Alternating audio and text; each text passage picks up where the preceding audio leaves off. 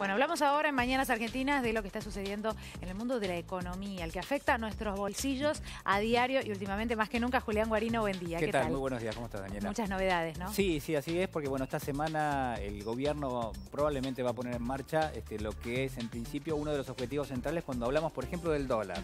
¿Qué quiere el gobierno? Quiere que tenga volatilidad en la cotización, algo que hasta ahora por lo menos no ha logrado demasiado, es decir, desde que llevó adelante lo que fue la devaluación de prácticamente el 40%, la moneda empezó un camino de retroceso y después se afianzó. ¿Dónde? Entre los 13 pesos con 50, 13 pesos con 70.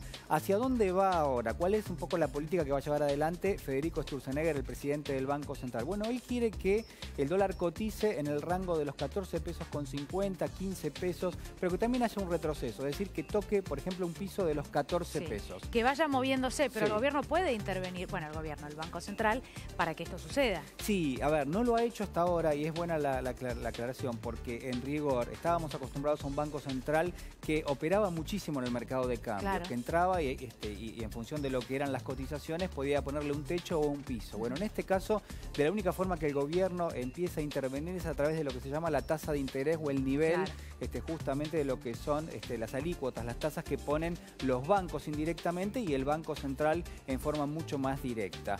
Venimos de 5 días donde prácticamente el dólar escaló 50 centavos, es decir, es una suba muy fuerte para lo que nos tenía acostumbrados por lo menos en las primeras semanas del año, y un poco la pregunta que se establece a partir de lo que es este valor de 14 pesos con 50, que va a ser probablemente la referencia esta semana, es, bueno, ¿qué pasa con lo que es la política de llevar adelante la cotización del dólar en función de lo que es la inflación? Hasta ahora, prácticamente en los últimos años, el Banco Central no lo había podido hacer, es decir, se había visto obligado a trazar un poco lo que era el tipo de cambio en función de lo que era la inflación.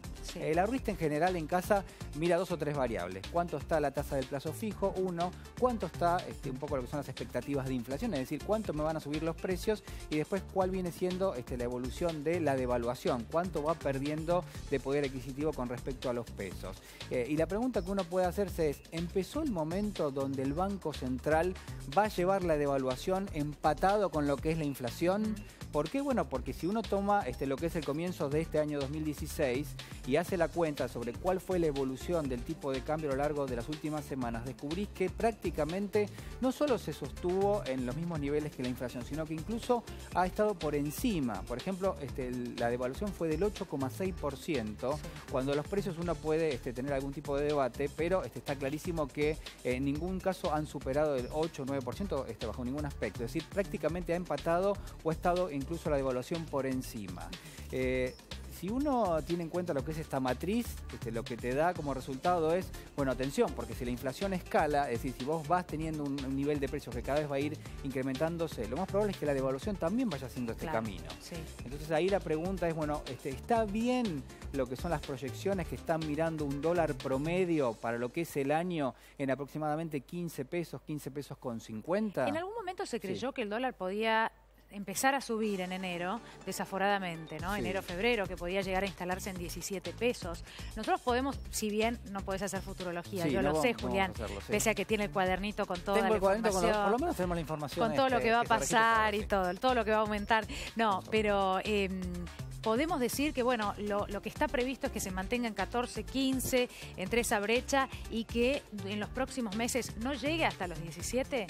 Sí, a ver, existe lo que es un poco la proyección que ha marcado el gobierno en torno a lo que es la inflación. No dicen nada del tipo de cambio. Sí dicen que lo que les preocupa es lo que ha sido la suba de los precios. Entonces, en función de eso, lo que establecemos es un parámetro. Es decir, si la inflación hasta ahora rondó el 6-7% a lo largo de comienzos de año y el dólar evolucionó entre 6 y 8%, lo que podemos destacar es que como mínimo el Banco Central empieza a dejar en claro que por lo menos los va a llevar empatados. Entonces, vigilemos en todo caso lo que son los precios, porque muy probablemente ahí haya una respuesta en torno a lo que puede llegar a ser la evolución de la devaluación a lo largo del año. El otro dato que tener en cuenta es que la semana pasada y probablemente esta semana también, el blue, la cotización del dólar informal, se ubicó por debajo de lo que era el oficial, algo que no había pasado prácticamente nunca. Bueno, ¿por qué pasa esto? 2 razones. Primero, lo que podría llegar a ser un poco menos de oferta en el mercado oficial de cambios, es decir, los exportadores están liquidando menos de lo que había registrado en las semanas previas. alrededor de 400 millones de dólares por semana, sí. Y esto ha generado un poquito más de presión en lo que es el mercado cambiario oficial. ¿Qué pasa en el extraoficial, en el mercado informal? ¿Por qué cotizó por debajo casi 14 pesos con 30 cuando el oficial cerró 14 con 45? Bueno, hay mucha más oferta, es decir, gente que había comprado dólares en los últimos meses del año pasado y que se vio obligado a venderlos también en el mercado informal, porque si vos compras en el informal, sí, no podés vender en el oficial, porque de alguna forma a lo que es la AFIP o a los que... Sí, no podés blanquearlos es difícil, de pronto. Sí. Claro, entonces se generó mucha más oferta en los últimos días porque hay mucha gente que tiene que pagar las cuentas, llega de las vacaciones, dice, bueno, necesito pesos, no tengo, ¿qué hago? Vendo unos dólares. Entonces, claro, más oferta en el informal, menos oferta en el oficial. Algo que va a durar unos pocos días, digamos. Se supone que sí, porque es una situación particular estacional.